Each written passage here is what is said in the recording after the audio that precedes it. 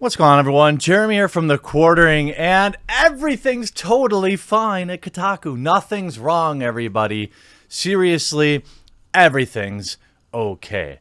Now, before I get into this full hilarity, I want to be clear that my problem is with Kotaku as a company. There are people that work there that I dislike some of the things they say, but regardless of what they say about me, it's never anything personal.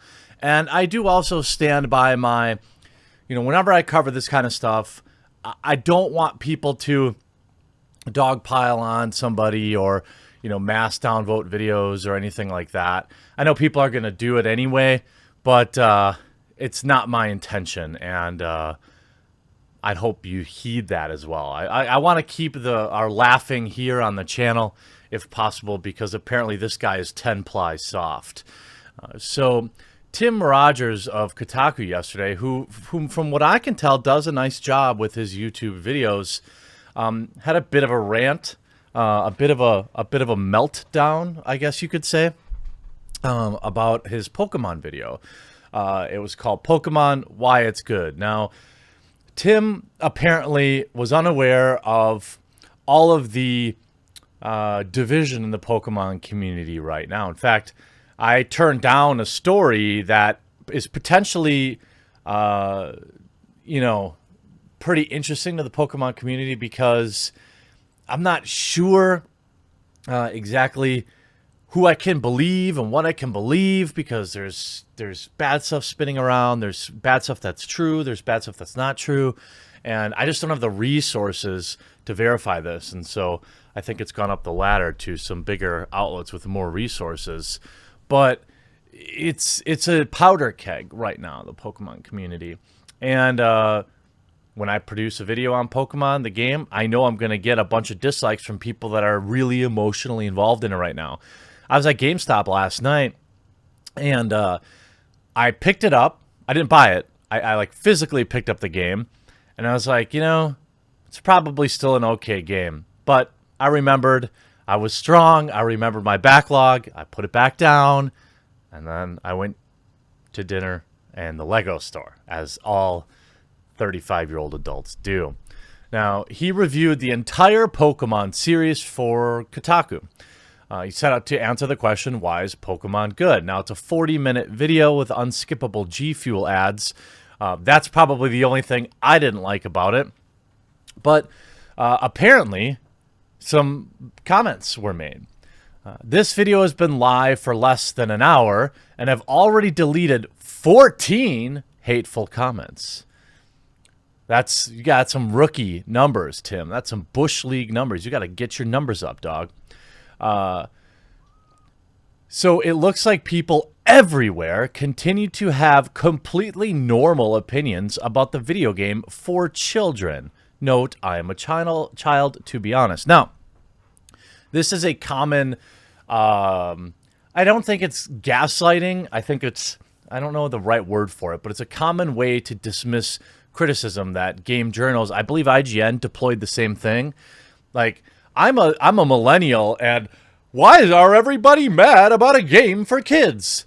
When literally you're producing videos, you're producing content, you're making your living talking about a game for kids. So if you're going to use that to dismiss me, then you must also dismiss yourself. So it's not a valid way to deflect. Goes on to say, I've been called a paid shill. Well, technically, if you collect a paycheck from Kotaku, you are a paid shill. 9 times in 60 minutes. I said it's pretty smart that they make you choose one version over the other, and wow, it's neat you can only get the starters at the beginning of the game. When did the word paid get superglued to the word shill? We don't really need that there. It's like calling someone a bad YouTube commenter. No, that doesn't really make sense. You can be a shill and be unpaid. Absolutely. I ran into a lot of Kojima shills who are clearly unpaid. You run into a lot of Tesla shills who are unpaid. You run into a lot of anywhere where you have a deep fandom. You have people that are really passionate about it, and they have the same qualities as a shill. Then he goes on to, it's crazy to say, I'm not going to lie. Every time I post a video, someone in the comments manages to inch me even closer to the realization that, yes, one of them is going to literally kill me someday. What? And then we have a bit of a meltdown here, which we're going to look at. How bad was it? Pull up the video. 1.3 thousand upvotes to 100 downvotes. And by the way, when I looked at that last night, I think there's like 800 upvotes to like 25 downvotes. What is this dude complaining about? He's got a more than 90% upvote ratio. What is happening? Now, I go to the comment section to try and understand why he's so upset and distraught, but he deletes all the comments. And it's like, I think his videos are well produced. It's unfortunate that he works for a garbage company, but, you know, that's his choice. And unfortunately, when you work for a garbage company, you're going to collect some garbage from them or for them. People are going to see, hey, you work for this outlet that antagonizes the gaming community, that very clearly has writers on their payroll that strongly dislike gamers, and worse, make money from hate bait and dismissing them. But of course, you know, you have overwhelmingly positive comments, and I don't understand what, I mean, how does Kotaku find the softest people on the planet? What is it? I don't understand. And then he goes to say, I'm not feeling good about a lot of stuff today. Anyway, I'm going to delete this whole YouTube comments thread here in about 5 minutes. Let my reply live on here on Twitter.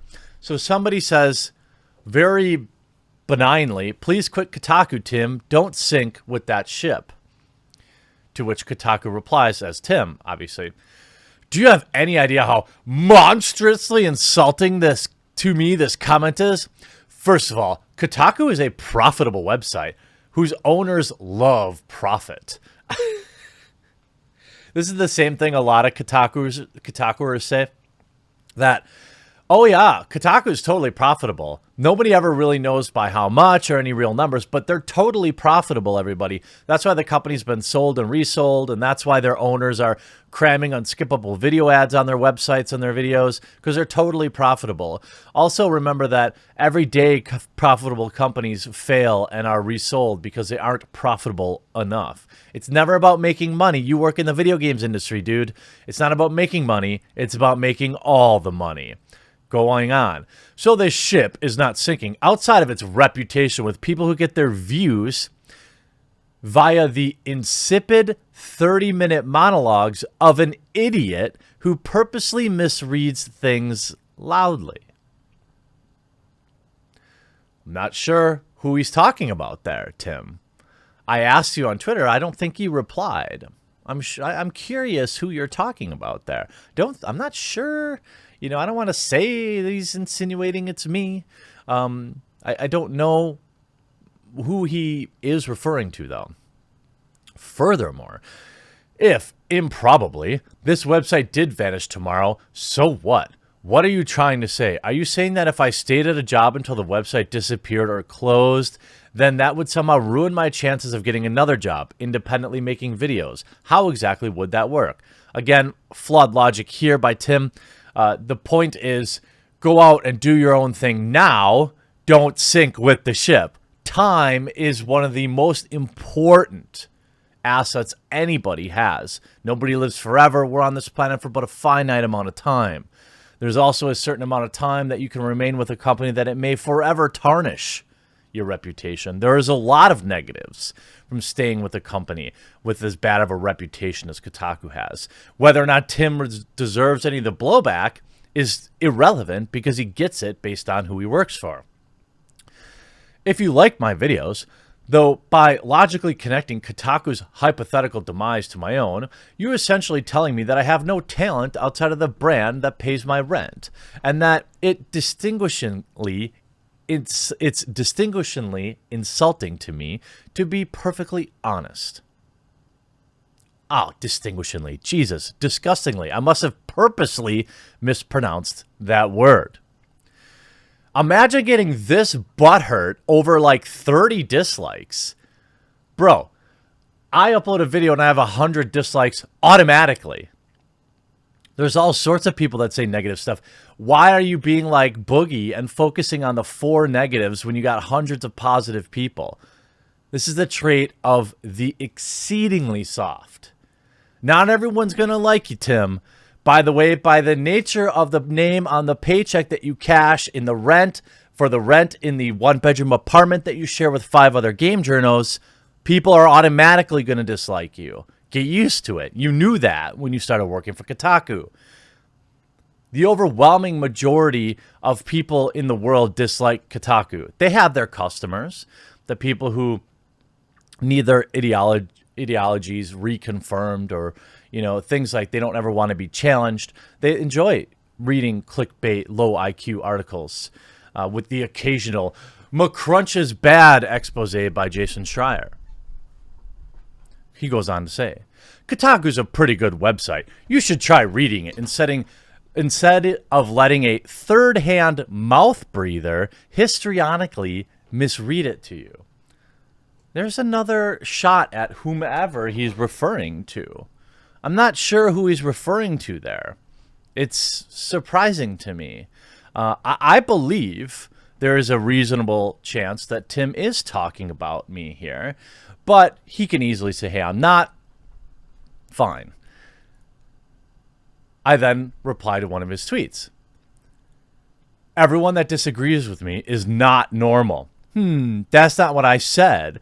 The comments I deleted were not disagreeers. They were flat out psychos telling me to get cancer, get fired, or whatever. I get a lot of those. Usually, interestingly, within the first minute of posting a 30-minute video. I love regular haters, to be honest. If you love them, why are you having this huge meltdown over just a few dislikes? Tim, relax, dude.